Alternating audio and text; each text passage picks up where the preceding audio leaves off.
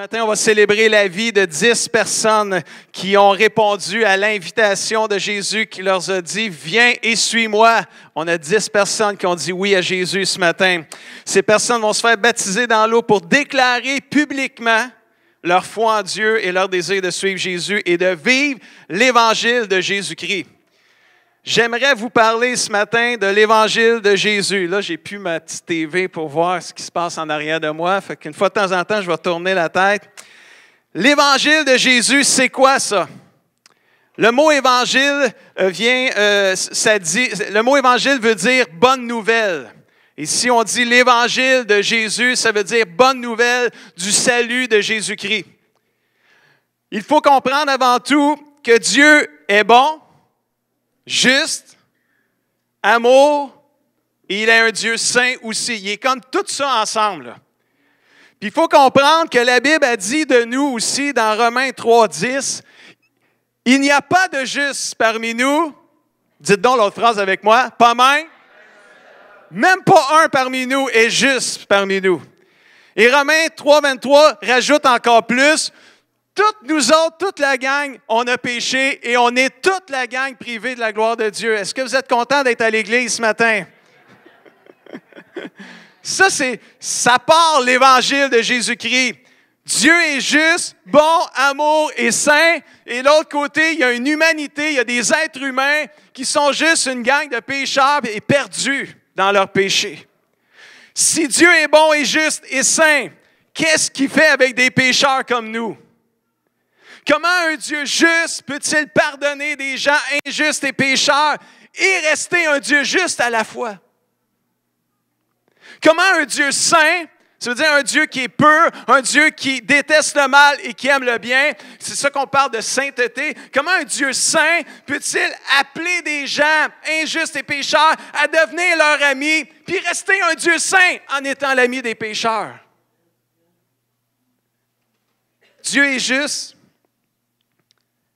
Et il est saint, puis en même temps, il est bon à amour. Comment est-ce qu'il fait pour tout faire ça avec une gang de pécheurs comme nous? Bien, la réponse est dans la croix de Jésus-Christ. C'est ça que je veux parler avec vous ce matin. Dieu est juste et sa justice doit condamner nos péchés. C'est sa justice, c'est comme ça. Mais Dieu est amour aussi, alors il a décidé de devenir un homme comme nous. Il a envoyé Jésus-Christ, son Fils, sur la croix, sur la terre. Après ça, il est allé sur la croix. Commencez par la terre avant.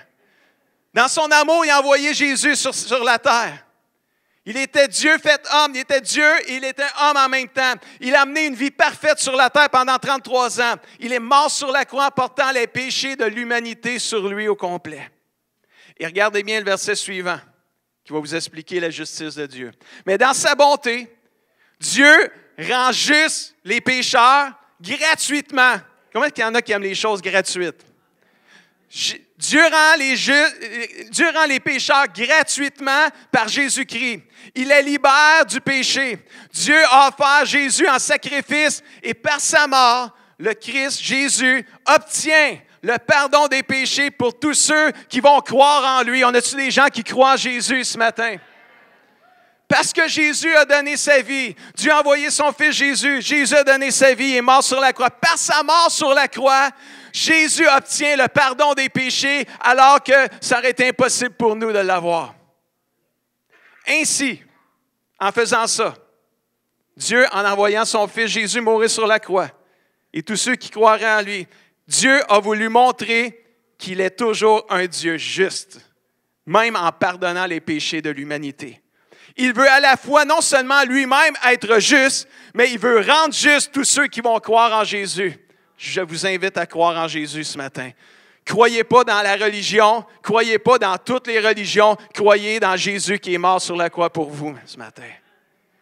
Ce que ça prenait pour satisfaire la justice de Dieu ce matin par rapport à nos péchés a été parfaitement comblé par Jésus à la croix. Quand Jésus a dit dans Jean 19:30, juste avant de mourir, il a dit, dites-le avec moi, « Tout est accompli ».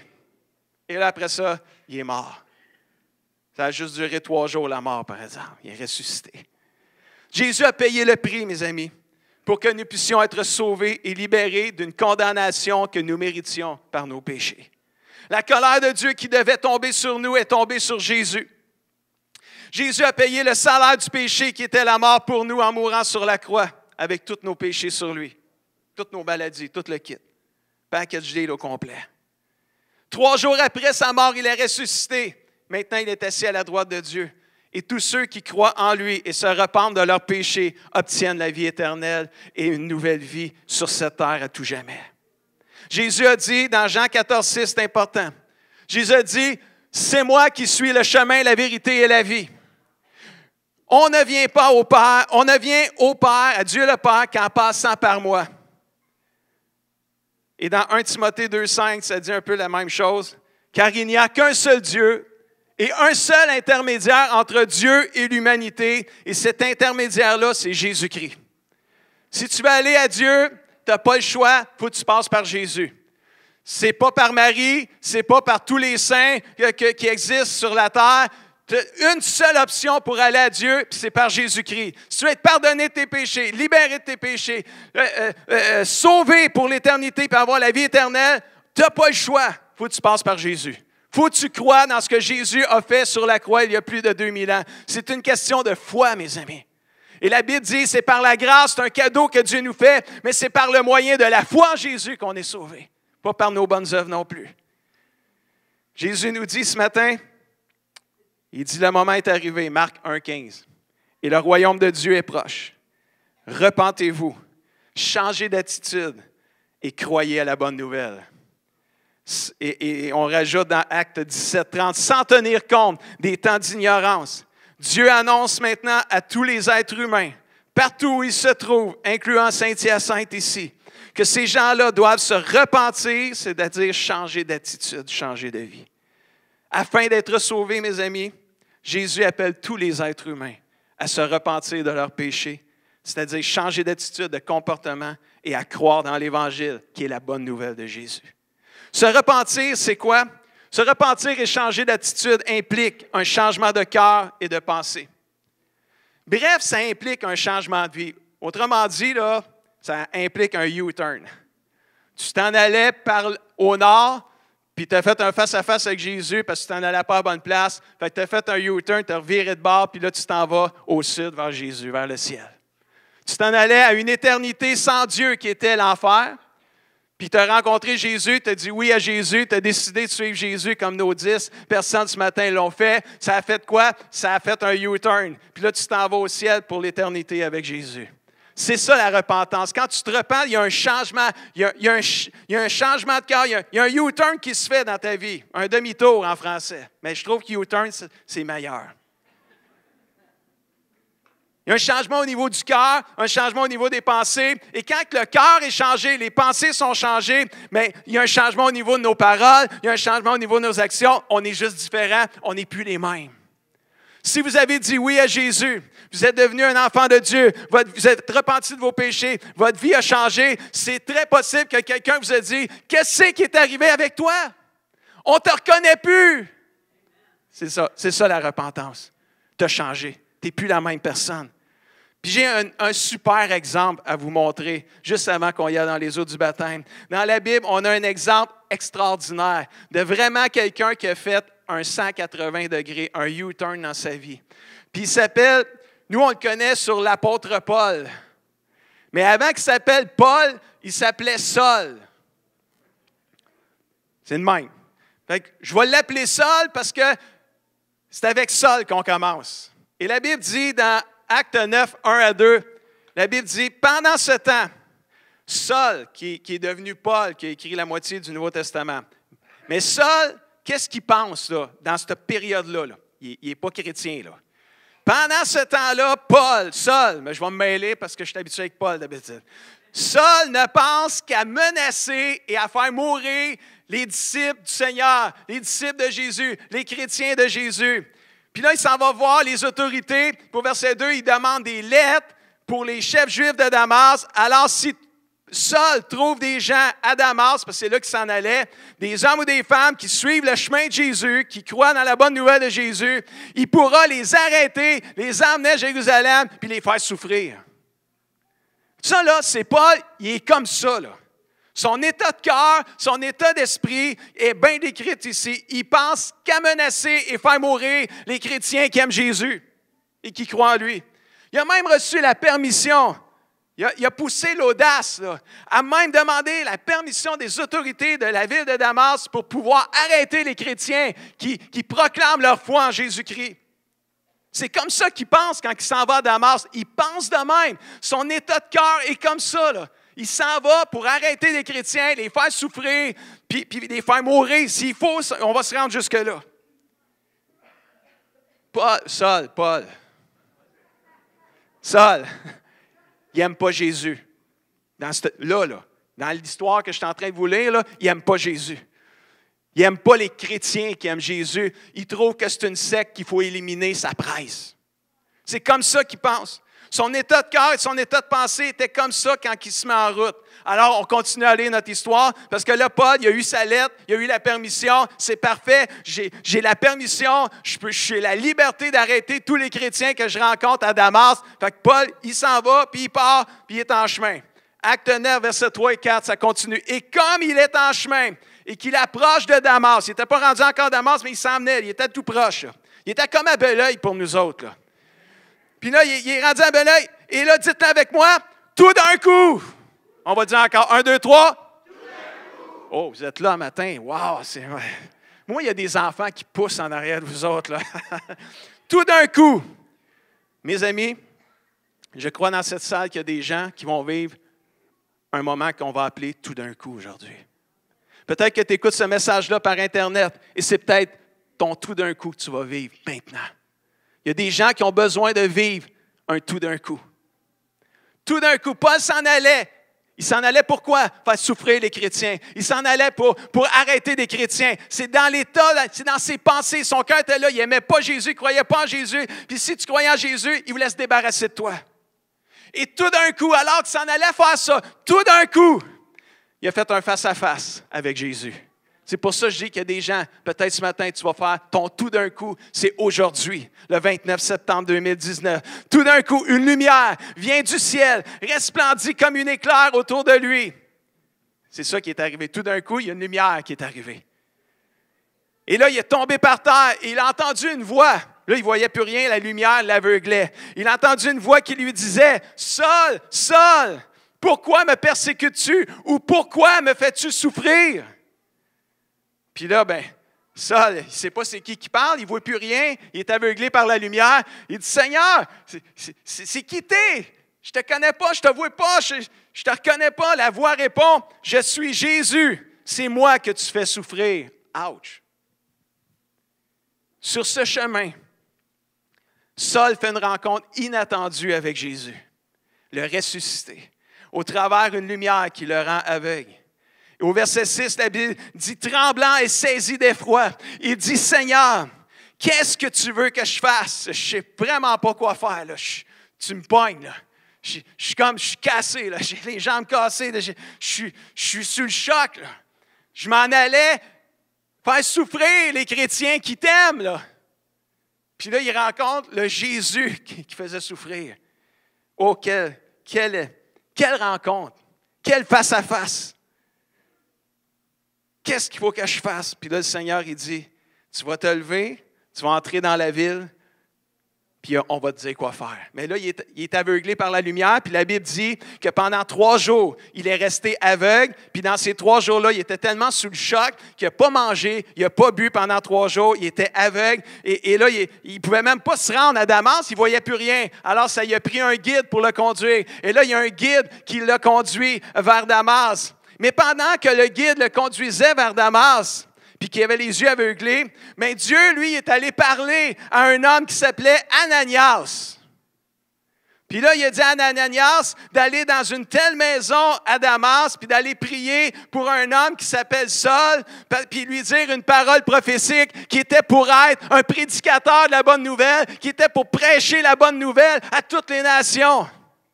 Puis là, Ananias, il n'était pas sûr, là. Il n'était pas sûr, fait que regardez la réponse d'Ananias dans le chapitre 13. Ananias, non, c'est pas celle-là. Je ne l'ai pas. Je l'ai oublié. Fait que faites-moi confiance, je vais lire ce qui a dit au Seigneur, versets 13 et 14. Ananias répond, dit, « Seigneur, j'ai entendu beaucoup de gens parler de cet homme. » Ça, même si Damas et Jérusalem, ce n'est pas en même place, mais Ananias, il n'avait entendu parler que Saul était un méchant malade. C'est ça que ça veut dire, là. Il détruisait les chrétiens, il faisait souffrir les chrétiens. Tu ne veux pas rencontrer Saul parce qu'il ne fait pas du bien aux chrétiens. J'ai entendu parler beaucoup de gens de cet homme. Je sais tout le mal qu'il a fait à tes disciples à Jérusalem. Et j'ai même su que les chefs des prêtres lui ont donné le pouvoir d'arrêter ici, légalement, tous ceux qui font appel à ton nom.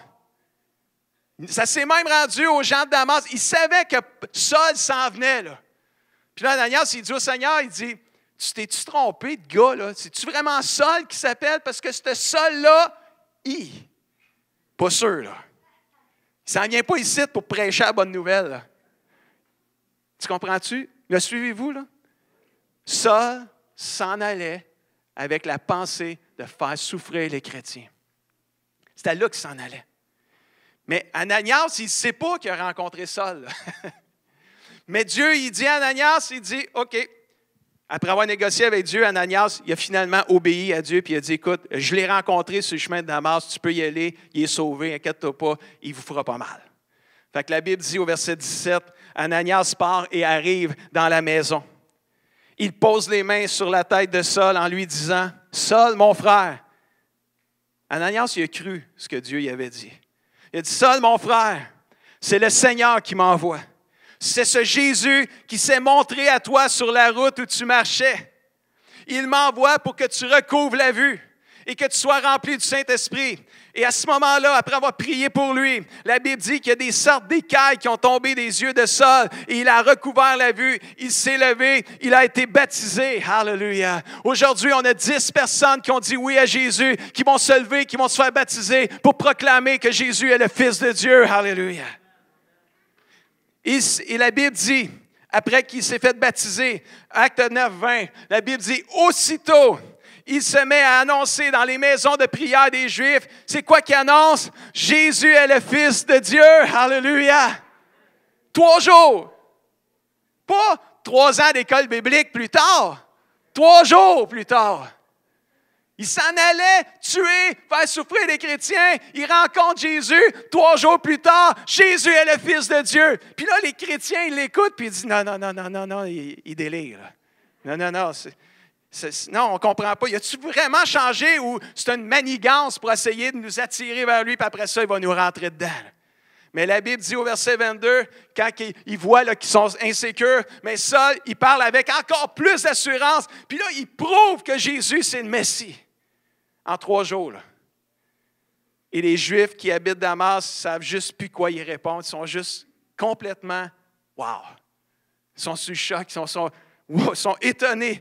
Il y a quelque chose qui est arrivé. Ils s'en venaient ici pour nous tuer et nous faire du mal. Puis là, tout d'un coup, ils prêchent que Jésus, c'est le Fils de Dieu. Puis avec assurance, wow! On peut voir que la pensée de Paul, le cœur de Paul concernant Jésus a complètement changé. Toutes les réalités de ses croyances venaient d'être complètement changées et transformées. Paul ou Saul, je l'ai dit, je les mêlerai, n'est plus la même personne. Il a complètement changé. Ça a pris un tout d'un coup.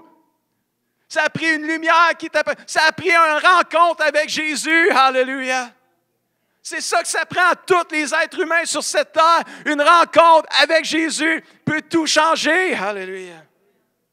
C'est le résultat d'une personne qui se repent, mes amis, et qui naît de nouveau. Il y a un changement de l'intérieur vers l'extérieur. Alléluia. Il vivait pour lui-même avant, maintenant il vit pour Dieu. Vous savez, il y a un verset dans Galates 2,20, je ne l'ai pas à l'écran, mais qui dit, c'est Paul qui disait, là il était rendu Paul quand il a écrit ça, « Si je vis, ce n'est plus moi qui vis, c'est Christ qui vit, c'est Jésus qui vit en moi. » Alléluia. Paul est changé dans son cœur, dans ses pensées, dans son être entier. Il voit Jésus différemment.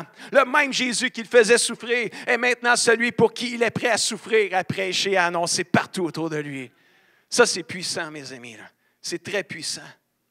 Pour lui, Jésus est maintenant le Fils de Dieu. Et les chrétiens, ceux qui croient dans l'Évangile de Jésus-Christ, la bonne nouvelle, sont maintenant le peuple de Dieu. Il le croit, il le sait. Là. C'est vrai, c'est réel pour lui. Là. Parce que son cœur et ses pensées ont été changés. Tout le reste de sa personne a été changé. On a pu lire qu'après avoir été baptisé, il a commencé à prêcher l'Évangile, la bonne nouvelle de Jésus. Et pourtant, il s'en allait faire souffrir les chrétiens. C'est ça, la repentance, mes amis. Quand tu te repens de tes péchés, il y a un changement qui se fait, il y a un U-turn qui se fait. Tu n'es juste plus la même personne. Tu n'es pas parfait, mais tu es juste différent. Il y a un changement, il y a quelque chose qui est arrivé. Ce qu'une rencontre avec Jésus peut faire dans la vie d'une personne. Et si on enlève les 4 évangiles du Nouveau Testament, qu'il y a 27 livres dans le Nouveau Testament, si on enlève les 4 évangiles du Nouveau Testament et le livre des Actes, qui est vraiment le récit historique de toute la vie de Paul et de la nouvelle de l'Église du tout début. Si on enlève ces 5 livres-là, des 27 livres du Nouveau Testament, il en reste 22. De ces 22-là, 13 ont été écrits par Saul, qui est devenu Paul, qu'on appelle, nous, l'apôtre Paul. Quel changement de vie radical! Tout ça, ça a pris une rencontre avec Jésus. Wow! J'aimerais terminer avec quelques questionnements ce matin, puis je vais inviter les équipes de louanges là, à venir monter, puis peut-être Chantal jouer quelque chose au piano. Je ne sais pas où ce que vous êtes, là, les musiciens, mais approchez-vous tranquillement. J'aimerais juste poser quelques questions ce matin à chacun de vous. Vous êtes-vous repenti de vos péchés? Et avez-vous cru dans l'Évangile de Jésus, la bonne nouvelle? Comme on l'a vu dans le texte, Jésus a dit, le royaume de Dieu est proche, c'est maintenant le moment de vous repentir et de croire dans la bonne nouvelle de Jésus.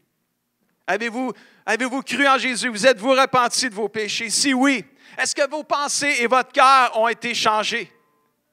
Si oui, est-ce que ce changement dans votre cœur et vos pensées ont conduit à un changement d'attitude et de comportement?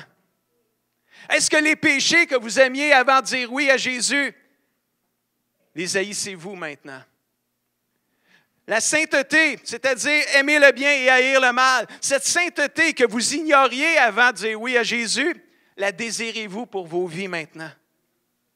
Le Jésus avec lequel vous n'aviez absolument aucun intérêt, le considérez-vous maintenant comme le Fils de Dieu et votre Seigneur et votre Sauveur personnel? Considérez-vous maintenant le royaume de Dieu comme une perle de grand prix, non seulement à posséder pour vous, mais à partager autour de vous. Alléluia. Juste des questions à se poser, à réfléchir. Parce que quand on se repent de nos péchés et qu'on donne notre vie à Jésus, il y a vraiment une transformation. C'est ça la repentance, c'est un changement complet dans la vie d'une personne. Si vous croyez réellement en Jésus ce matin, vous avez la vie. Comment savoir que c'est vraiment... comment savoir qu'on a réellement cru? Moi, j'ai dit oui à Jésus. Comment savoir qu'on a réellement cru? Oui, bien, j'ai ressenti une sorte de paix de Dieu quand j'ai dit oui à Jésus, des émotions comme la chair de poule, des pleurs de joie. Paul, Saul, dans le temps, lui, c'était une lumière qui l'a rendu aveugle. Est-ce que quelqu'un, c'est arrivé, ce genre de... Comment c'est arrivé, vous avez dit oui. Mais comment savoir si tout ça, c'est vrai? Toutes ces émotions-là qu'on a vécues, on s'est fait parler de Jésus, puis c'était wow, on a bu ça là, comme si c'était là, une boisson que vous aimez. De l'eau fraîche, on va parler de l'eau, on ne parlera pas du Pepsi, parce que Jésus, ce n'est pas du Pepsi, ni du café, ni du vin. Jésus, c'est l'eau fraîche, alléluia, qui donne la vie. C'est l'eau vive, alléluia. Comment savoir si tout ça, c'est vrai? Je vais vous poser d'autres questions sur votre question. Comment ça savoir si tout ça c'est vrai? Est-ce que vous avez changé depuis ce jour? Vous avez dit oui à Jésus. Est-ce que depuis ce jour, vous avez le désir d'approfondir votre connaissance de Dieu et de sa parole, la Bible, qui est le livre d'instruction pour être un enfant de Dieu? Est-ce que votre désir de faire ce que Dieu veut est présent en vous et grandit en vous? Est-ce que vous avez le goût de ressembler à Jésus, connaître Jésus puis être comme lui? Parce que le but de Dieu, c'est nous rendre semblables à Jésus. Est-ce que vous avez ce goût-là, ce désir-là? Est-ce que vous êtes juste plus la même personne? C'est là qu'on sait qu'il s'est passé de quoi dans notre vie. C'est là qu'on le sait quand on a dit oui à Jésus et qu'on s'est repenti de nos péchés. Il y a un changement qui est arrivé dans notre vie. On n'est juste plus la même personne. On est différent. Le résultat extérieur de la repentance, ce changement de vie est juste la preuve qu'un changement est arrivé à l'intérieur de vous. Alléluia. Il faut persévérer jusqu'à la fin de notre vie, cher ami. On est rendu là. Les 10 personnes qui vous faites baptiser ce matin, je suis fier de vous. C'est toute une étape de vie chrétienne, de venir devant presque 400 personnes, puis de proclamer, confesser que Jésus est le Fils de Dieu, puis vous voulez suivre Jésus. Mais j'ai un conseil à vous donner.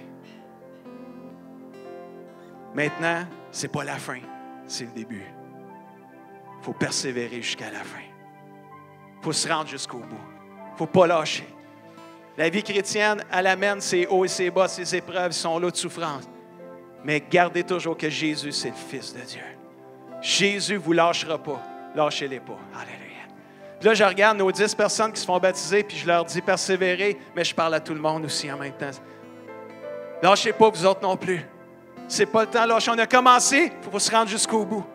La repentance, je termine avec cette phrase-là. La repentance fait partie de l'ADN d'un enfant de Dieu. La repentance, c'est-à-dire ce changement d'attitude, ce changement de cœur, de comportement, n'est pas juste réservé aux nouveaux croyants. Elle est nécessaire, la repentance, à tout moment de notre vie, même quand on a 20 ans de vie chrétienne, même quand on a 30 ans. Des fois, on a encore besoin de se repentir. Pourquoi? Parce qu'il arrive des épreuves dans la vie. Il arrive des difficultés dans la vie, il arrive des souffrances dans la vie, il arrive des attentes dans la vie où ce que nos attentes ne sont pas rencontrées. On est déçu d'un chrétien, on est déçu d'un pasteur, on est déçu d'un frère ou d'une sœur. Et là, l'ennemi s'en vient, l'accusateur de tous les frères et sœurs, celui qui veut nous arracher la foi, celui qui veut nous faire pas persévérer, celui qui veut nous faire abandonner. Et là, il saisit les épreuves qu'on affronte, il saisit les déceptions, il saisit les attentes non rencontrées. Puis là, il essaie de nous décourager, nous faire abandonner. Et là, on se refroidit, sans faire exprès. Souvent, c'est comme ça. Puis à un moment donné, tu te rends compte, tu as refroidi, tu as négligé, tu commences à reculer, tu es déçu, tu es blessé. Puis là, tu commences. Puis là, tu fais des choses que Dieu ne veut pas que tu fasses. Tu commences à critiquer, tu commences à parler dans le dos. Tu as de l'amertume dans ton cœur. Savez-vous quoi? Si c'est ton cas, tu as besoin d'un tout d'un coup ce matin. Tu as besoin juste que quelqu'un, tu as juste besoin que la lumière de Dieu frappe encore ton cœur. Puis tu as besoin de demander pardon à Jésus. Si Jésus s'est adressé dans les 7 églises de l'Apocalypse, dans la majorité des 7 églises de l'Apocalypse, Jésus était fier d'eux, mais il y avait des choses qui étaient arrivées dans leur vie. Et il y en a une qui avait perdu son premier amour. Il avait perdu la passion. Puis Jésus, c'est quoi qu'il leur a dit? « Hey, je sais ce que tu fais. Je connais tes œuvres. C'est bon ce que tu fais. Mais là, tu as perdu ton premier amour. » Jésus, c'est quoi qu'il leur a dit? Il leur a dit, « Souviens-toi où c'est arrivé. À quel moment tu as perdu ça? À quel moment tu t'es refroidi? » Puis il dit, « Souviens-toi-en et repens-toi. » La repentance, ce n'est pas juste pour les nouveaux chrétiens. Ce n'est pas juste pour les nouveaux croyants. La repentance, c'est une vie. Ça fait partie de la vie du chrétien. À quelque part dans la vie, on va en avoir besoin. L'évangile de Jésus consiste en ce que Dieu est juste et l'humanité est dans le péché et mérite une vraie condamnation. Et qu'afin de pardonner les êtres humains, la justice de Dieu doit être premièrement satisfaite. Et cela fut fait à la croix de Jésus qui a porté tous nos péchés sur l'humanité, de l'humanité sur lui. En mourant, Jésus paya le prix au complet. En ressuscitant des morts, les humains peuvent maintenant être sauvés en croyant et recevant Jésus dans leur vie et en vivant cette vie nouvelle. La Bible dit dans Apocalypse 12, le dernier verset ce matin, « J'entendis dans le ciel une voix forte qui disait, « Maintenant le salut est arrivé. Et ainsi la puissance et le règne de notre Dieu et l'autorité de son Messie Jésus. » En effet, il a été jeté dehors, et on parle du diable ici. Il a été jeté dehors, l'accusateur de nos frères et sœurs. C'est ça qui est le diable. Il est toujours en train de nous accuser, de nous faire filer coupables. L'accusateur du diable, il a été jeté dehors. Celui qui les accusait jour et nuit devant Dieu. Ils, les chrétiens qui aiment Jésus, qui ont persévéré jusqu'à la fin, ils l'ont vaincu. Alors, on est-tu vainqueur matin ou on n'est pas vainqueur? Ils l'ont vaincu, le diable, grâce au sang de l'agneau, à Jésus-Christ et grâce à la parole de leur témoignage. On a vaincu le diable, les amis, ici. Vous avez Jésus dans votre cœur, vous croyez Jésus? Vous êtes né de nouveau, vous êtes un enfant de Dieu, vous aimez Jésus, vous avez vaincu le diable. Le diable ne peut pas vous vaincre. Vous êtes invincible avec Jésus. Vous n'êtes pas battable. Pourquoi? On l'a vaincu parce que Jésus est mort sur la croix et on a décidé de croire dans ce que Jésus a fait, nous autres. On a décidé de recevoir Jésus dans notre vie puis vivre la vie nouvelle qu'il y avait pour nous. Et grâce au sang de Jésus et à la parole de notre témoignage, notre vie a tellement changé que même les forces du mal ne peuvent plus nous vaincre si on reste fidèle à Dieu jusqu'à la fin. Amen. Vous êtes des victorieux. Mes frères et sœurs, ce matin. Les 10 personnes faites baptiser, vous êtes des victorieux en Jésus-Christ. Le diable ne peut plus vous vaincre. Vous êtes des plus que vainqueurs en Jésus. Gardez votre foi allumée. Nourrissez votre foi. Prenez soin de votre âme. Prenez soin de votre cœur. Ne laissez rien vous séparer de l'amour de Dieu. Alléluia. Puis là, quand je m'adresse à eux, vous savez que je parle à tout le monde aussi un matin. Ne laissez rien vous séparer de l'amour de Dieu. Est-ce qu'on peut juste se lever le temps d'une prière? Puis après ça, on va aller au baptême d'eau.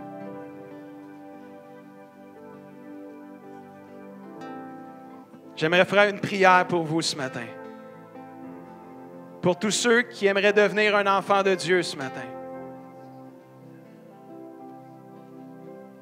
J'aimerais vous conduire dans une prière de repentance. Et si tu n'as jamais dit oui à Jésus, je t'invite de répéter la prière que je vais faire. C'est juste pour t'aider à donner ta vie à Jésus-Christ.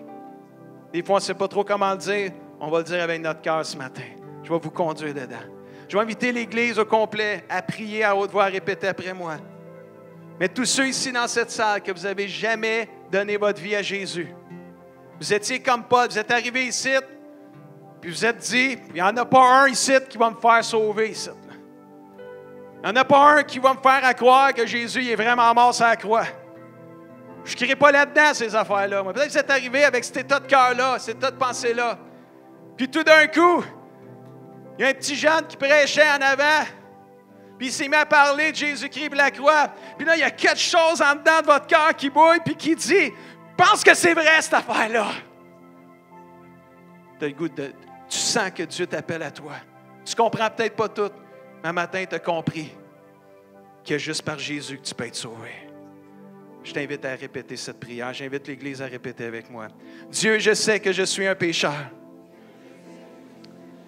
Je sais que je mérite de subir les conséquences de mes péchés. Mais je déclare que Jésus est le seul Seigneur. Je crois qu'il est mort et ressuscité pour me pardonner mes péchés. Viens dans ma vie, Seigneur. Fais de moi un enfant de Dieu. Je me repens de tous mes péchés. Viens me transformer et me faire vivre une vie nouvelle avec toi pour l'éternité. Au nom de Jésus, amen. Alléluia. Merci, Seigneur. Si vous avez dit oui à Jésus, après la réunion, dans la zone bienvenue, vous allez voir dans le hall d'entrée, c'est écrit bienvenue, c'est la zone bienvenue. Juste allez là. Il y a des gens qui vont vous accueillir. On a des outils gratuits à vous remettre pour débuter votre vie nouvelle. On veut prier avec vous aussi. Après la réunion, je vous invite à aller à la zone bienvenue. Il y a des gens qui vont vous accueillir. Je vous invite à prendre vos places. J'aimerais vous expliquer, j'invite Yves et Raymond aussi à venir dans le spa de l'église ici. D'habitude, l'eau est froide. Mais cette année, je ne sais pas ce qui est arrivé. On a fait un switch. L'eau est ultra chaude. Ça a l'air qu'elle est rendue à 90. Puis là, il y en a qui disent, « Ah, j'aurais aimé ça, aussi, aller dans l'eau. » Le symbole du baptême d'eau, juste avant, pour juste bien expliquer, on ne fait pas juste plonger des gens dans l'eau pour les plonger dans l'eau, mais il y a un symbole qui est là. Et le symbole, c'est que quand les gens vont rentrer dans l'eau, puis qu'on va les faire... Immerger. C'est ça, on va les mettre dans l'eau complète. Quand on va les submerger au complet dans l'eau, c'est juste un symbole pour dire l'ancienne vie est morte, est noyée. Et quand on va les voir ressortir, c'est comme c'est un symbole. On les voit, c'est comme ils ressortent avec une vie nouvelle. Puis là, ils sont tellement mouillés qu'ils sont remplis du Saint-Esprit. Alléluia. C'est juste un symbole. Comprenez? C'est pas ça qui sauve les personnes, le baptême d'eau. C'est le symbole qui démontre que la vie est sauvée. Il y a eu un changement de cœur. Alors, à tous les futurs baptisés ce matin, je veux juste le dire comme il faut. J'ai une parole de Dieu pour vous que je dis à chaque année à tous ceux qui se font baptiser. C'est les mêmes paroles que Dieu le Père a dit à Jésus quand Jésus lui-même s'est fait baptiser. Et là, je vais le dire au masculin en premier, puis après, je vais le dire au féminin. Alors, messieurs, les hommes, voici mon Fils bien-aimé, en qui j'ai mis toute mon affection et ma joie. Recevez cette parole-là, messieurs. Et pour les dames, c'est comme si Dieu vous dit ce matin, à vous personnellement, voici ma fille bien-aimée, en qui j'ai mis toute mon affection et ma joie. Soyez aimés de Dieu. Amen. Alors ce matin, on va faire ça en bloc de 2 personnes. On va inviter premièrement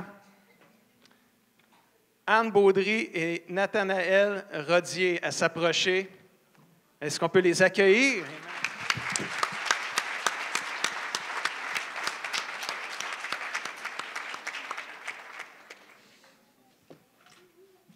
Amen. Moi, j'ai décidé. Amen. On va commencer avec Anne. Anne, viens nous partager. Tu peux donner la serviette à Nicole. Amen. Partage-nous qu'est-ce qui t'a amené à décider de suivre Jésus. Amen. C'est moi qui tiens ça. Moi, je suis née dans une famille chrétienne, puis j'ai toujours aimé Jésus. Puis maintenant, je veux donner ma vie à Dieu puis devenir son enfant. Amen. Puis, tu es déterminé à suivre Jésus? Bien évidemment. Amen. Super. Amen. Puis, y a-tu quelque chose... Approche-toi, là, tu vas tomber dans la piscine. Tu es trop prête à y aller? Ah, c'est merveilleux, ça. Mais y a-tu quelque chose qui est arrivé qui a fait que moi, j'y vais? Il y a eu plein de choses dans ma vie, genre... C'est une session de surprise. Le Seigneur a fait plein de miracles dans ma vie, genre... Quand j'étais au primaire, je me suis fait intimider, puis rendu en 6e année, j'ai arrêté de me faire intimider, puis ça. Tu as vu Dieu intervenir, puis il t'a donné la force de ne pas te laisser abattre avec ça. Oui. Puis aujourd'hui, tu crois qu'il est le Fils de Dieu. C'est vrai. Yes, super. On va entendre le témoignage de Nathanaël, puis après ça, on va aller dans les eaux du baptême. Nathanaël, comment ça va? Oui, très bien. Bon, super. Tu as décidé de suivre Jésus. Oui. Puis qu'est-ce qui est arrivé pour que tout d'un coup, comme j'ai dit tantôt, tu es arrivé et tu dis, moi, là, je me fais baptiser cette année, j'ai le goût de suivre Jésus. Jésus m'a vraiment aidé au primaire en 5e et en 6e année. J'étais en train d'échouer mon année et Jésus m'a vraiment aidé.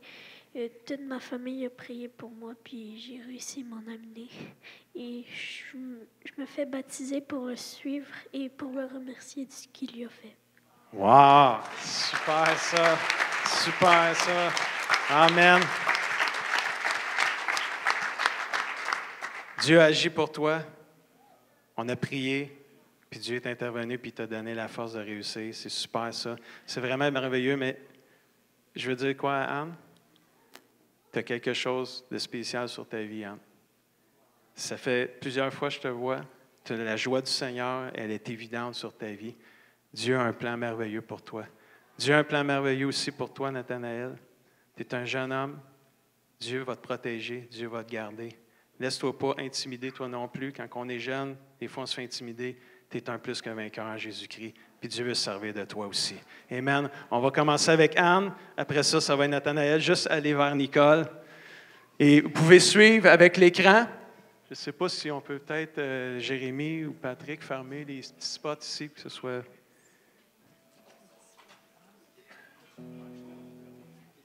Excellent.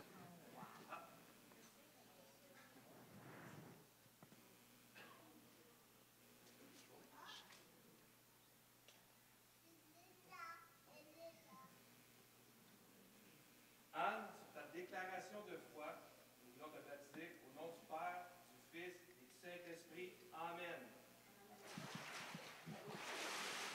Amen. Merci Seigneur. Alléluia.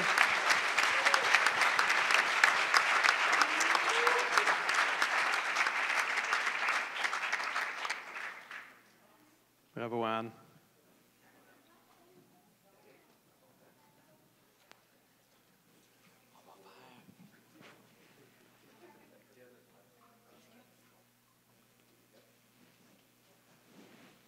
Nathanaël, à vouloir suivre le Seigneur, je vais déclaration de ta foi, je te baptise au nom du Père, du Fils et du Saint-Esprit.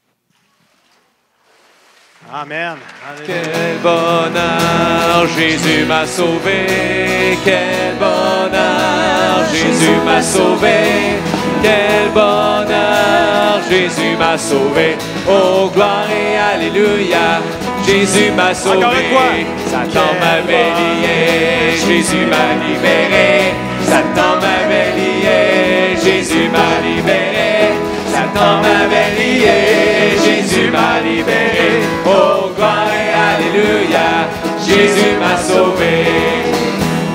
Amen. J'inviterai Marie-Josée Grimard et Isabelle de Montigny à s'approcher. Prochain duo. Amen. Oui, on peut les accueillir. On va commencer avec Marie-Josée. Vous pouvez remettre votre serviette à Nicole. Amen. Approchez-vous. Bonjour. Bonjour Marie-Josée. Partage-nous qu'est-ce qui t'a amené à décider de suivre Jésus. En fait, moi, je recule un peu. En fait, j'ai eu beaucoup d'épreuves. En gros, je fais une petite histoire courte. Par contre, voilà 1 an, je suis venue ici avec des gens merveilleux qui m'ont accueilli, qui pour moi sont ma famille, mon père, ma mère adoptive, qui sont là. Et j'ai décidé vraiment de suivre Jésus tout simplement parce que j'ai eu des miracles dans ma vie. Puis parce que j'ai vraiment décidé de lui rendre gloire. Puis tu crois qu'il est le Fils de Dieu. Amen. Amen. Amen. On va t'inviter à aller dans les eaux du baptême. On va entendre le témoignage d'Isabelle. Amen. Bienvenue Isabelle. Amen. Partage-nous qu'est-ce qui t'a amené à décider de suivre Jésus. Ben, c'est un peu comme, je crois, tout le monde d'entre nous ici. Ben, un petit peu plus d'1 an, j'ai commencé à vivre des épreuves. Je vais peut-être pleurer, je suis désolée. Un petit peu plus difficile. J'ai perdu ma mère, j'ai perdu mon conjoint, j'ai perdu mes enfants 1 semaine sur 2. J'ai failli perdre une jambe. Grâce à Dieu, je l'ai toujours. Fait que, il a su. Je me sentais seule, mais j'ai toujours fini par me relever de tout ça. Puis je pense pas que je l'aurais fait seule s'il n'avait pas été là. Fait que j'ai décidé de le suivre aujourd'hui, de l'accepter comme mon Seigneur. Puis il a fait son chemin dans mon cœur. Puis j'espère juste que ça va m'aider à devenir une personne meilleure. Amen. C'est garanti, ça. Quand il rentre dans nos vies, il nous transforme, il nous change. Que sa grâce soit là. Que Dieu soit avec toi et qu'il t'accompagne jusqu'à la fin. Amen. Amen. Amen. Marie-Josée.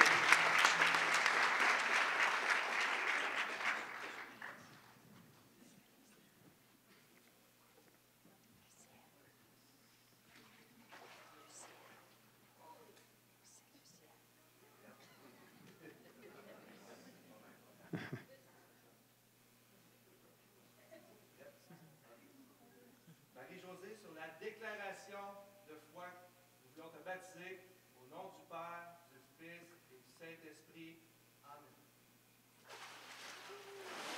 Amen. Amen. Amen.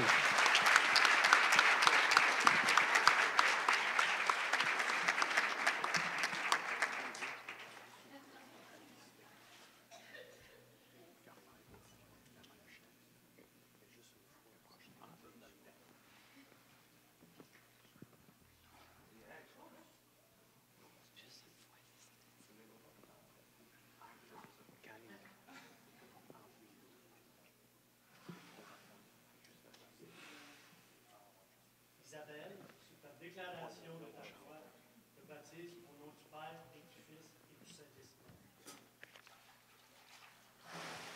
Amen. C'est le ciel que Jésus donne aux rachetés de jour en jour. Il aime, il console, il pardonne, dès ici-bas et pour toujours. Oui, c'est le ciel. Oui, c'est le ciel que Jésus donne aux rachetés de jour en jour.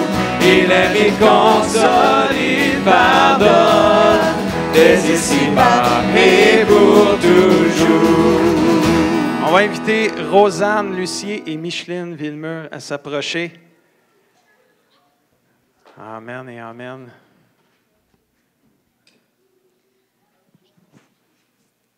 On va inviter Rosanne à venir partager. Mais on va juste laisser Micheline monter, là. Prends ton temps, Micheline.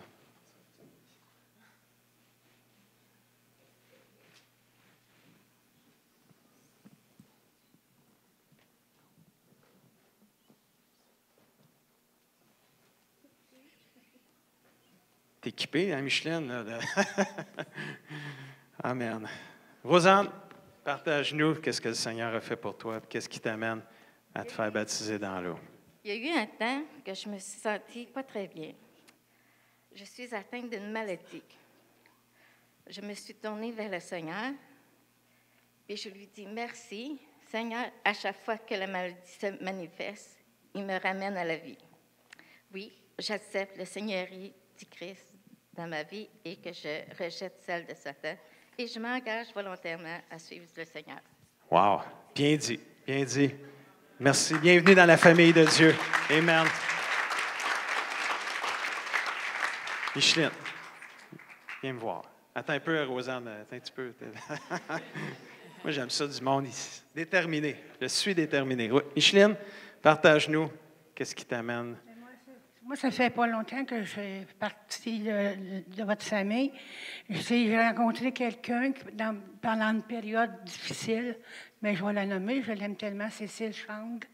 Puis elle me dit, viens voir ce qui se passe dans mon église, puis tout ça.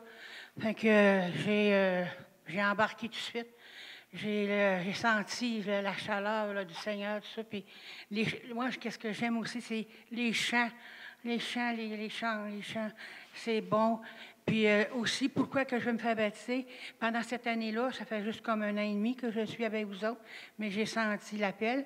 Puis en même temps, le baptême, c'est Jésus qui le demande, pour la foi, avoir la foi. Puis ça, puis il faut être baptisé aussi, puis le suivre. Puis là, comme on dit, quand on vous avait dit, quand il nous émerge, là, bien, on remonte tout en lumière. Fait que là, je regarde pas beaucoup là en avant, là.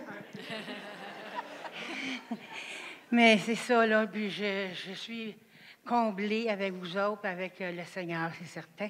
Fait que c'est en partie ça, pour être ensemble, puis surtout que le Seigneur me garde, me protège, tout ça.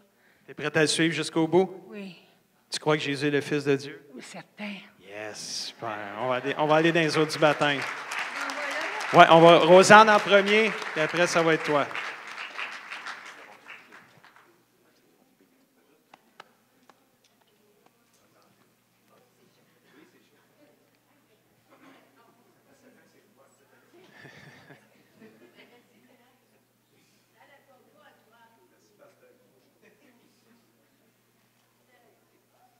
Rosanne, sur ta déclaration de foi, nous te baptisons au nom du Père, du Fils et du Saint-Esprit. Amen.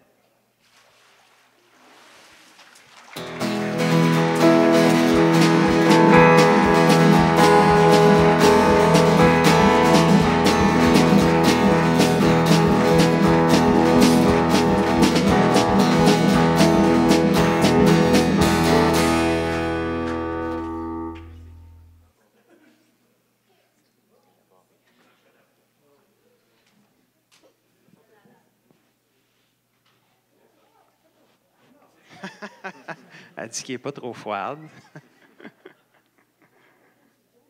C'est trop chaud. Il est trop chaud.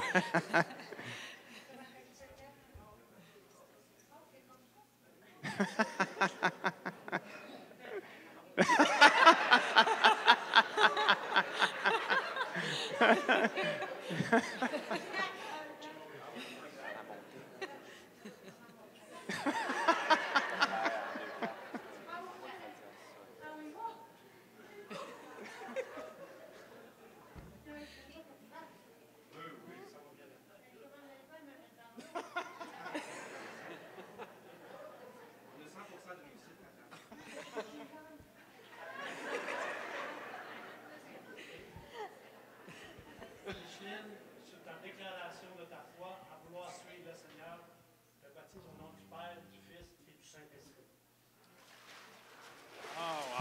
Amen. Alléluia. J'ai décidé de suivre Jésus. Moi j'ai décidé de suivre Jésus. Moi j'ai décidé de suivre Jésus. Je le suivrai. Je le suivrai. Encore. Moi j'ai décidé de suivre Jésus. Moi j'ai décidé de suivre Jésus. Moi j'ai décidé de suivre Jésus. Je le suivrai. Je le suivrai. Moi j'ai décidé de suivre Jésus. Moi j'ai décidé de suivre Jésus. Moi j'ai décidé de suivre Jésus. Je le suivrai. Je le suivrai. Amen. Toute heureuse. Je vais inviter Marie-Colombe, Clément et Marie-Claude Lacasse à s'approcher. Venez par ici, par ces marches ici. Pendant que Micheline elle descend. Amen, amen. Juste aller porter vos...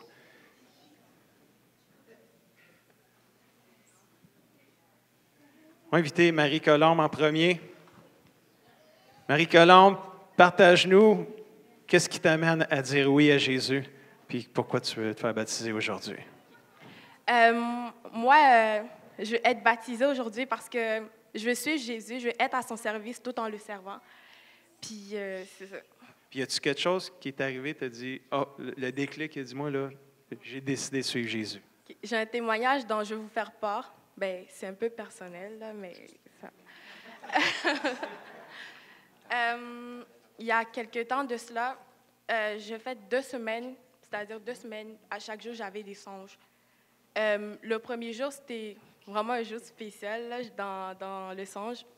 On devait combattre le mal. Puis je me sentais bien, j'étais genre, oh, c'est malade, là, je combats. Puis là, les autres jours qu'on suivit, c'était des jours un peu négatifs, où le diable venait à chaque fois sur forme physique pour pouvoir m'attaquer, pour pouvoir s'en prendre à moi. Au début, je pensais que c'était juste un cauchemar, ça allait partir. Mais à chaque fois, puis à chaque fin de songe, il dit, c'est pas fini, je reviendrai, c'est pas fini, je reviendrai. Au début, quand tu entends ça, tu commences à avoir, tu te dis, mais qu'est-ce que j'ai là? Pourquoi à chaque fois, il ne veut pas me laisser tranquille? Fait que là, j'essaie de prier, mais je n'avais pas de réponse. Puis, on va dire, le dernier jour de mon songe, là, le dernier songe que j'ai fait, le diable essayait de s'en prendre à ma famille. Puis là, j'étais genre, mais qu'est-ce que je vais faire? Là, genre, qu'est-ce que je peux faire? Je priais, puis il dit, continue à prier, ça ne sert à rien. C'est à ce moment-là qu'il y a Dieu qui m'a dit, au lieu de prier, plutôt, prie en langue. Et là, je me suis dit, je ne sais pas prier en langue, là, qu'est-ce que je vais faire? Et Dieu dit, juste ferme tes yeux, puis écoute ce que ton cœur te dit. Fait que là, je ferme mes yeux, j'écoute ce que mon cœur me dit, puis là, je commence à parler dans mon songe en langue, je commence à prier en langue. Puis là, c'est comme ça que le diable était tout consumé, puis qu'il est parti, puis il n'a plus jamais dit « je reviendrai ». Genre là, je me sentais bien. Puis le lendemain, le dimanche, j'en parlais un peu au pasteur. Puis là, elle a dit « on va prier ». Puis là, j'étais comme « ouais, on va prier ». J'ai fermé les yeux, puis j'ai juste écouté ce que mon cœur me disait. Puis pour de vrai, là, je priais en langue. Fait que là, j'étais genre... j'étais full contente, puis j'étais baptisée du Saint-Esprit. Comme ça, ouais. Puis là, attends un peu. Wow, wow, wow, wow, wow. Là, tu crois que Jésus est le Fils de Dieu? Ouais, Puis tu es prête à le suivre jusqu'au bout? bien sûr. Amen. On va juste t'inviter là. On va attendre. On va écouter le témoignage de Marie-Claude. Puis après, on va aller. Wow, quel beau témoignage. Puissant. Amen. Marie-Claude, partage-nous qu'est-ce que le Seigneur a fait pour toi et qu'est-ce qui t'amène à te faire baptiser aujourd'hui. Bien, dans ma jeunesse, j'ai connu le Seigneur. Et puis, je l'ai servi.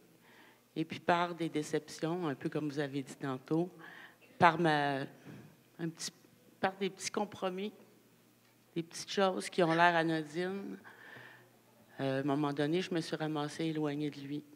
Je me suis détournée. La rébellion, la désobéissance, puis le péché est revenu. Parce que quand on s'éloigne de Dieu, on ne peut pas par nous-mêmes.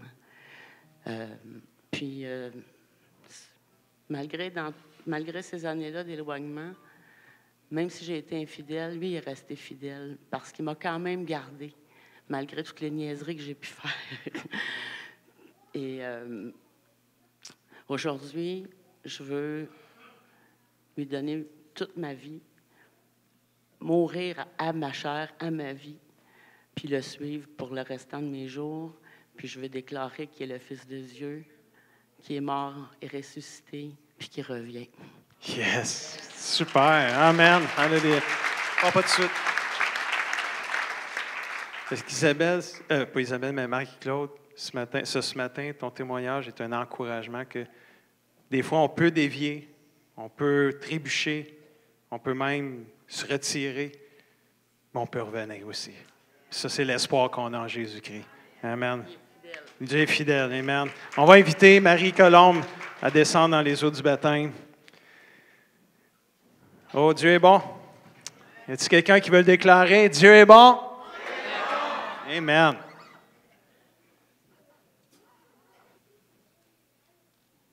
Marie-Colombe, sur la déclaration de ta foi, te baptisons au nom du Père, du Fils et du Saint-Esprit. Amen.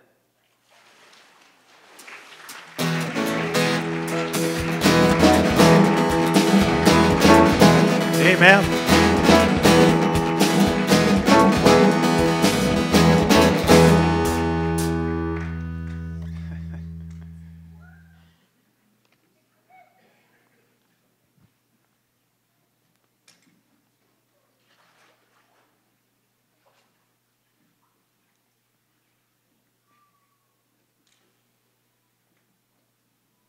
Marie-Claude, sur ta déclaration de ta foi, vouloir suivre le Seigneur, baptise au nom du Père, du Fils et du Saint-Esprit. Amen. Il est le roi des rois, il est le seul Seigneur. Son nom est Jésus. Son nom est Jésus, Jésus, Jésus, Jésus. Oh, il est le roi. Encore une fois.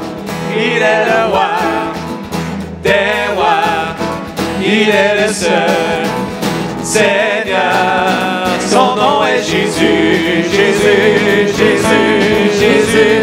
Oh,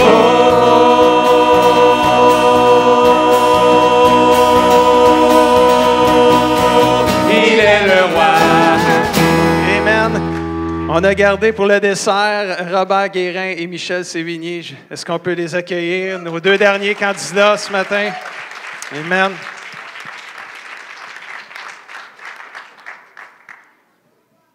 On va commencer avec Robert. Il est temps, mon Robert? Ben oui, toi. T'appelles Robert? Ben oui. Il y en a qu'un. Robert, partage-nous. Qu'est-ce qui t'amène aujourd'hui à te faire baptiser et à dire oui à Jésus? Moi, je suis natif de Montréal-Saint-Henri, un coin assez rock'n'roll, là. J'ai parcouru toutes les villes dans la queue géographique. J'étais à la recherche de quelque chose, mais je ne savais pas quoi que c'était.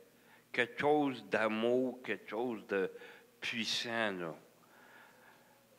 Puis moi, mon témoignage, c'est l'esclavage. L'alcool, la drogue, les gangs de rue, les armes à feu, la prostitution, un homme ou une femme, pourvu que j'avais toutes ces cochonneries-là mettre dans mon système. Quand j'étais tout petit, j'ai eu une fracture du crâne, ici, sur l'unité complète de l'oreille gauche. J'ai grandi dans une criminelle. Puis là, un moment donné, il y a de quoi qui me disait dans la tête, puis ça serrait ici. Saint-Hyacinthe. Je dis, pourquoi Saint-Hyacinthe? Qu'est-ce que j'ai à le faire, là? Tu sais? M'as-tu fait un criminel encore? Là, je dis, OK, un moment donné, je pack mes affaires, je m'en viens à Saint-Hyacinthe. J'ai rencontré un membre de l'Église, là, il ne vient plus, moi je trouve ça dommage, qui m'a introduit à Robert Laplante, qui était supposé de m'emmener aujourd'hui, mais vu les circonstances. Puis quand Robert m'a emmené ici, j'étais assis juste là où la madame est assise, là. Puis là, ils ont dit, si c'est la première fois que tu pries, puis c'est la première fois que tu viens, puis j'ai dit, ouais, on va l'essayer. Il avancé en avant, j'ai prié, puis là, ça a fait comme un déchirement, après comme si la porte d'enfer s'était ouverte, puis j'ai dit, waouh, ça fonctionne. Voyons, qu'est-ce qui se passe? Depuis ce temps-là, il m'arrive des choses. C'est comme. C'est incroyable. Je ne peux pas décrire. C'est comme une paix. Le monde vient de me voir, il me regarde et dit, il y a de quoi dans tes yeux que tu as changé? J'ai dit, mais. Puis t'es capable de venir aux chrétiens des Mascoutins, puis tu vas voir ce qui se passe. Puis moi, j'ai donné ma vie à Dieu. J'ai déclaré mon amour pour lui. Puis c'est pourquoi que je veux me faire baptiser aujourd'hui pour encerveler mon ancienne vie. Puis quand je suis retiré, naître de nouveau, puis le suivre définitivement, de le suivre jusqu'au bout, puis je sais quand je vais mourir, je vais être avec lui. Amen. Good job.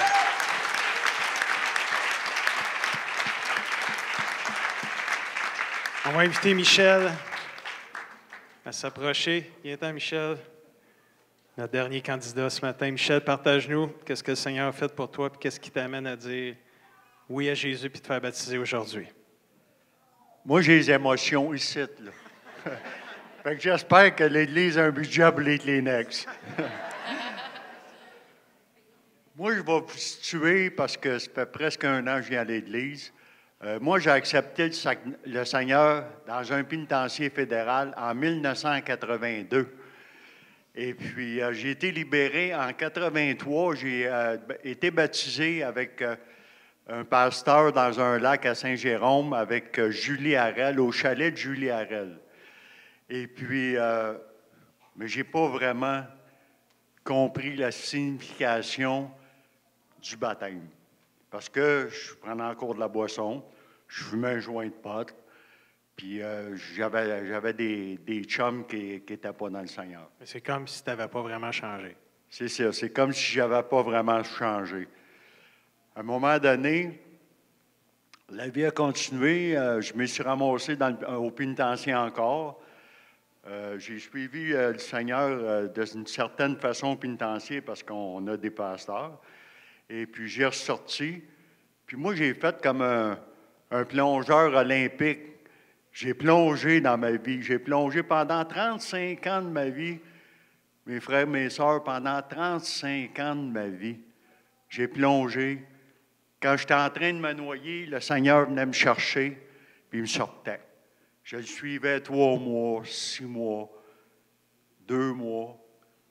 Je replongeais. Mais là, je vais vous emmener tout de suite en 2014. En 2014, j'ai rentré au pénitencier au Nouveau-Brunswick pour une période de 5 ans.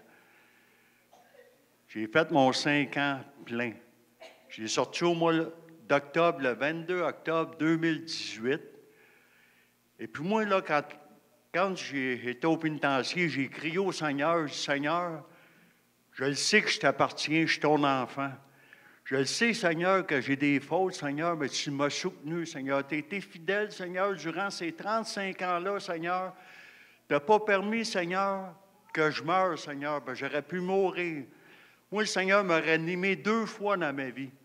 J'ai fait une tentative de suicide à Valleyfield. Je me suis pendu dans mes barreaux. Au Nouveau-Brunswick, j'ai pris 150 médicaments de 100 mg.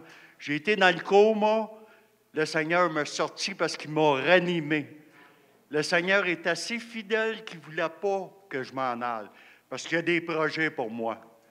Jérémie 29:11, il y a des projets pour moi, des projets de bonheur. Puis aujourd'hui, ça fait presque 1 an, puis quand je suis sorti le 22 octobre 2018 du pénitencier, je n'avais pas de place à aller. Moi, j'étais dans la rue, il rouvrait la porte, là, puis je m'en allais dans le centre-ville, probablement avec les itinérants. Puis moi, je ne voulais pas ça, puis le Seigneur non plus, parce qu'il sait que j'aurais piqué du nez. Fait que là, il a mis à cœur ma soeur puis mon beau-frère de me prendre chez eux. C'est merveilleux ce que le Seigneur a fait. C'était tout prévu. Depuis ce temps-là que j'étais chez mon beau-frère puis ma soeur, mais quand j'ai crié au Seigneur au pénitencier, j'ai dit, Seigneur, si tu me trouves une place, je te promets, je vais être honnête toute ma vie. Moi, avant, là, tu boyais trop fort, je te volais ton entier.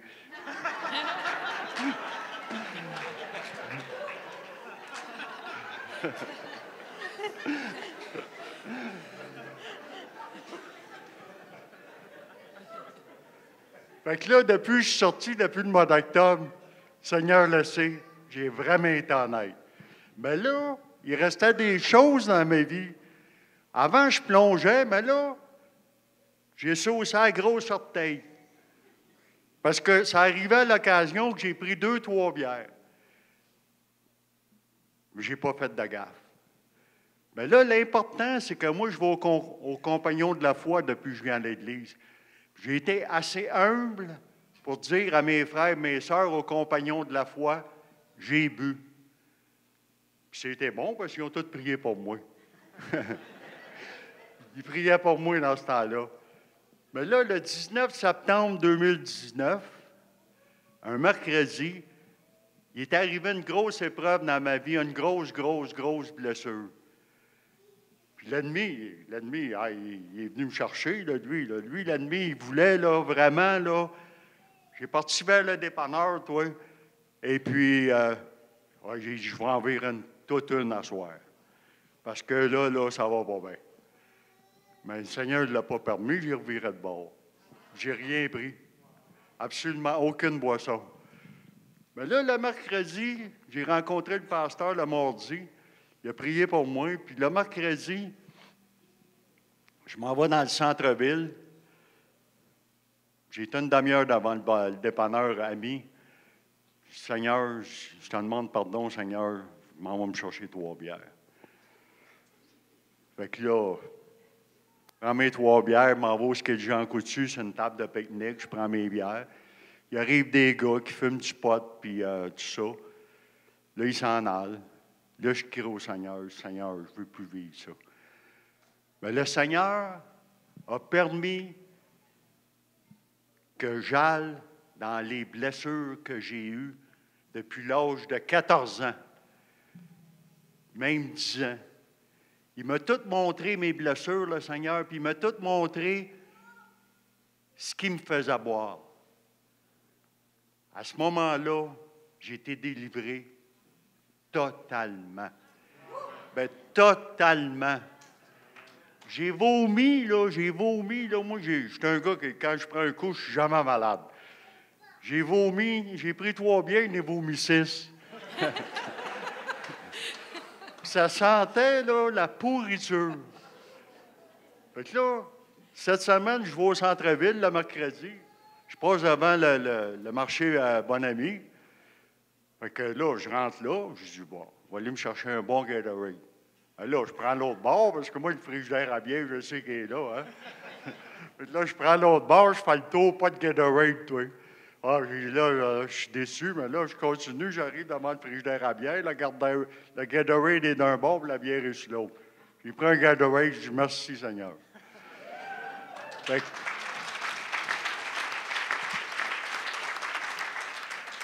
qu'aujourd'hui, c'est pas moi qui va se noyer, c'est mon ancienne vie. Je ne me noierai plus jamais, c'est mon ancienne vie qui va se noyer. Puis je vais être consacré à Dieu, je veux donner vraiment ma vie à Dieu. Ce que Dieu permet qu'il me reste à vivre là, sur la terre, là, que je puisse lui consacrer le reste de ma vie. Merci Seigneur. Wow! Amen. On va inviter Robert à s'avancer. Merci Seigneur. Oh, Dieu est bon. Il n'y a pas une vie qui ne transforme pas. Amen.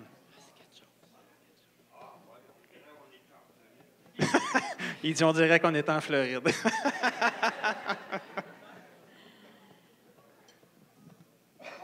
ta déclaration de foi, nous te baptisons au nom du Père, du Fils et du Saint-Esprit. Amen.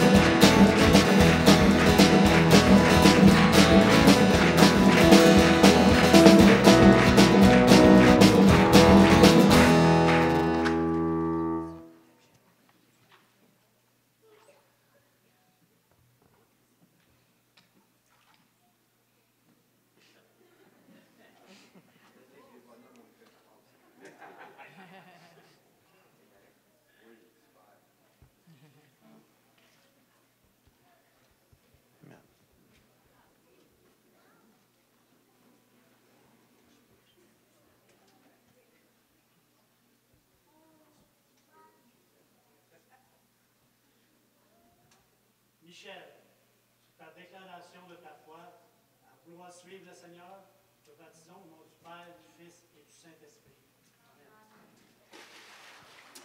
Amen. Est-ce qu'on peut se lever ensemble pour le dernier chant? Jésus m'a sauvé, dans son amour il m'a tout pardonné. Voilà pourquoi. Voilà pourquoi je